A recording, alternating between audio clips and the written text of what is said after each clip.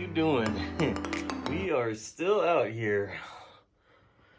I am going crazy. So get this, we are still in the Airbnb. It's a long weekend, and to be honest, I'm kind of lazy. Yeah, this place has kind of made me lazy because I just don't really have a whole lot that I can do on a daily basis. So I'm just gonna swing you around and we'll give you the biggest view you've had of this little place I'm staying in. We're still out here. I'm going crazy. I don't have any toys. I don't have any cars. I don't have a shop to go hide in. I don't have anything to do when I get bored. You know, I'm kind of the type of person that tends to jump around from one thing to the next when I'm at home. But when you're stuck in a place like this, you don't really have a whole lot to do. Kitty. So, we are getting bored out here. I probably should have gone out this weekend, but I got lazy and I slept in really late and just couldn't do it. So we are stuck here for, I guess, the weekend. I might go out for a drive. Jesus, I'm tripping over stuff. Tomorrow, we'll see how that goes. Lots of nice colors in here, though, isn't there? These are pretty. So yeah, this is where we're at. Yeah. I'm going crazy. We're getting close though. Less than 2 weeks when we get out of here. So, let's talk about some stuff. So, first thing we'll get into is, I just thought I'd show you guys a little clip of what my daily commute is like. Well, daily is in 3 or 4 days a week. Nice schedule.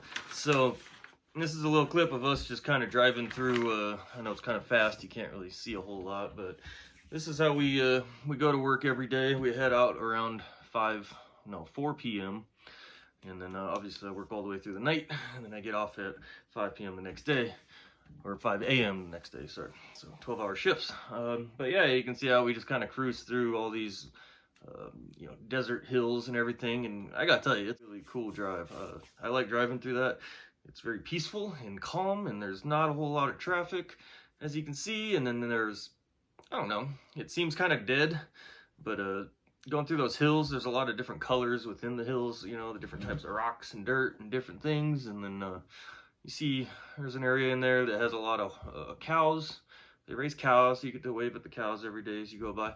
And then obviously you'll see the little bands of the wild horses throughout the hills. Those horses are everywhere. You see them every day you drive through them hills. So yeah, it's kind of a neat little peaceful drive. No traffic. You know, you don't really see cops, so you can kind of bend the rules a little bit on your driving style, if you know what I mean. My truck is not doing that great. It's shaking like a thing that shakes a lot. So like the front tires are in really bad shape on that. I never rotated them. I think we got probably over 50,000, maybe 60,000 on those tires now. They're getting worn down and they're extremely choppy. So the steering wheel is just constantly going down, and it's not exactly enjoyable to drive that thing at the moment.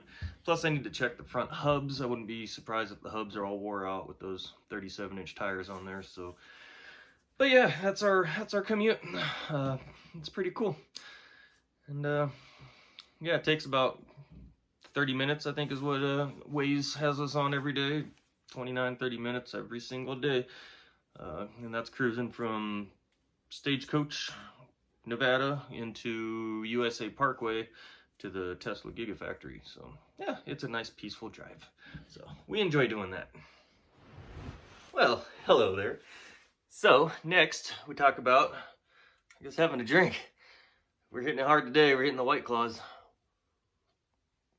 Ooh, this is my second take doing this, so this is even more awkward than the first time I did it. Forgot to push play. Anyways, here we are. We are still out here, so I thought I'd talk about the house a little bit. Like I mentioned earlier, we are less than 2 weeks away from getting in there. Shoot, going on a week and a half now. It's getting close. We can close early. I'm ready to close early. My realtors and the loan people are all ready to close early, but we're waiting for the sellers to get out of there. So yeah, the sellers have a moving truck scheduled for the weekend before. I think we close on a Tuesday, and they have a moving truck scheduled for that weekend before, so I can't really get in there more than you know, like 2 days early, but hey, maybe they'll get out of there on a Saturday and I can move in Sunday. I don't know. It'd be cool. So we're patiently waiting, as you can tell. It's like the longer I wait, the more crazy I go, the dumber these videos are gonna get. So yeah, the house itself, as soon as I get in there, I gotta start buying furniture. Because I don't know if I ever really showed much on the old house, but I've never really had nice furniture. It was always kind of like hand-me-downs, cheap stuff, or I got a lot of free stuff off of like the Buy Nothing pages on Facebook, which is a great source to get cheap, free stuff, you know, but I never really cared about it, you know. It was always like throw around type stuff, and if it got banged up or, you know, scratched or spilled something on it, it was just kind of like, eh, whatever, I don't care.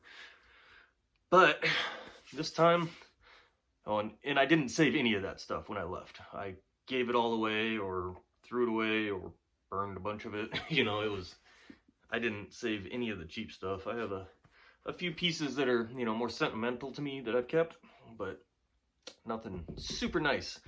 So we're gonna have to buy a bunch of stuff because I'm buying a nice house. I gotta have some nice furniture. So, you know, I'm gonna be buying, first thing is gonna be buying couches, buy some decent couches in there. And then I gotta get some like nice matching end tables for everything, and probably not right off the bat, but eventually I'll end up finding a nice dining room table. Never really had one of those, at least a nice one. So it'll be cool to get that. And appliances, I'm supposed to get the fridge with the house. They weren't supposed to take that, so hopefully it's still there. I'm not gonna cry if it's gone, because it wasn't my favorite fridge to begin with, but I said, hey, for this much for the house, keep the fridge, and we got a big TV out of the deal, I guess. I guess they're keeping the big TV in the main room, so that'll be cool. But like I said, I wasn't going to pay extra for that stuff. They can take it if they want, but we threw it in the deal, and they took it, so we're taking it, so. But anyways, yeah, appliances, I'm hoping the only thing I have to buy is washer and dryer. We never discussed that. I assume they're taking them, but maybe they'll still be there when I get in there. I don't know. That'd be a bonus. But okay, so washer and dryer. I'm not too worried about that. I'm not crazy about like fancy clothes washers and dryers, like the fancy Samsungs and the front loaders and all the crazy sounds and buttons. I don't really care for that. I kind of like the cheaper ones anyways, so that's not that big a deal. If I have to buy another set. We already talked about the furniture itself, but yeah, that's the thing is, you know, I'm going to try and actually buy some decent stuff for this place to spruce it up a little bit, you know. Yeah, and then as for what I'm going to consider the shop, you know, the replacement for the shop, this house has a 3-car garage, plus it has a couple extra feet on the wider side of it. So it's a little deeper than some standard garages, but it's really not much. It's pretty much just a 3-car garage. So I got to figure out how to utilize that space. Not being very deep is the hardest part, because like my square body Chevy that I want to put in there, that thing's like 18.5 feet long. Last time I measured it, you know, that's from bumper to bumper, and say this garage on the deep side is 23 feet long. It leaves you 5 extra feet, maybe 4 extra feet if you want to round down. But then when you split that front to back, you're only like 2 feet front and back. So that's really not a whole lot of room to work with or to work around. You know, so you kind of have to really utilize your space real good in these little garages. But another option I have is maybe I can actually put that thing in sideways when I'm working on it to kind of utilize it. But there's going to be another car that's going to be parked in there most of the time, so I got to make sure I leave a spot open. You know, it's going to be a parking spot plus then, you know, shop space. But I do want to get a little more serious about managing the actual shop space. You know, I don't want to just pile everything in there and throw stuff in randomly, and I don't want it to be messy. I want it to look clean and presentable and look cool, you know, especially for doing videos and stuff. I want it to look, you know, look neat. So I got to kind of think about how I'm going to organize and set up everything, you know, more or less. And plus, you know, I'm going to end up, I got to paint the walls as soon as I get in there because it's bare drywall with mud. So I'm going to paint everything. Probably not going to do anything too crazy on the paint. The floor, I want to actually seal or paint the floor. There's a coating I want to put on that. It's not a epoxy. It's, got it. Did I talk about this before? I don't remember. It's like some Hellfire. I think it's Hellfire coating for garage floors. Withstands the heat and all this stuff. So we'll do that. and make things look cool. But then I also want to plan out things like, I plan on getting more into fabrication, so I want to buy some sort of a tube bender, you know, and the tubing notcher that goes with that. I have my welder, so I'd like to get that thing set up more to have like a nice full area that you would weld in. I saw a picture today of a really nice like metal workbench that somebody had built for, you know, kind of in the middle of their garage, and I was like, I need to do something like that. A metal one would be perfect because you can weld on it. Use it kind of as a welding table slash, I don't know, standard workbench, whatever. So I think I'm going to look into doing something like that. Equipment wise, I really want tire machines. That's something I've always wanted, because I hate paying people to do tires, and it's like the balancing is never right on these big ones and stuff, you know, it just bugs me. But then looking at the price of these tire machines, and it's like, I don't know if I can justify spending that much money just to mount and balance my own tires, you know, once a year, a couple times a year at most.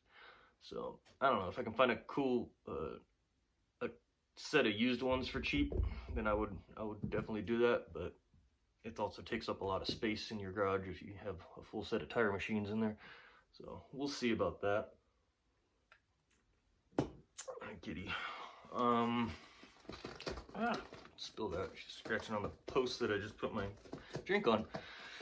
So yeah, there's a lot to think about with the shop. And then also the side yard of the house. It has a big side yard, but it's all dirt, well, sand out there because it's desert. So I'm gonna have to look into getting concrete done on the whole side yard, and then partially down the side of the driveway to kind of make it all blend in. That's kind of a goal. That'll be one of the first things I do. I think it'll be kind of expensive because concrete's not cheap, but I think it's something that we need to do. I'll do that before I do any landscaping that it needs, you know, in the backyard and stuff like that. But yeah, those are the plans, and I'm getting really anxious to get this stuff going because I want to play. I want to build stuff. I want to spend my money. I want to do things. I'm just sitting on my money right now because I can't spend anything because I don't have anywhere to ship anything, and I don't have anywhere to keep anything. So it's like I got all these plans for tools and equipment and car parts and truck parts and this and that, and it's like I just can't do any of it right now. So I hope everybody is still hanging with me and watching these videos and helping me out get these hours. The hours are slowly creeping up, which is cool. I'm gonna keep pumping these out, and I gotta keep figuring out how to make these more interesting with the editing and this and that. That's kind of my biggest thing, is staying focused on keeping the editing cool. So those are the goals. Yeah, like I said, appreciate everybody sticking with me and watching these through. So till next time, talk to you later.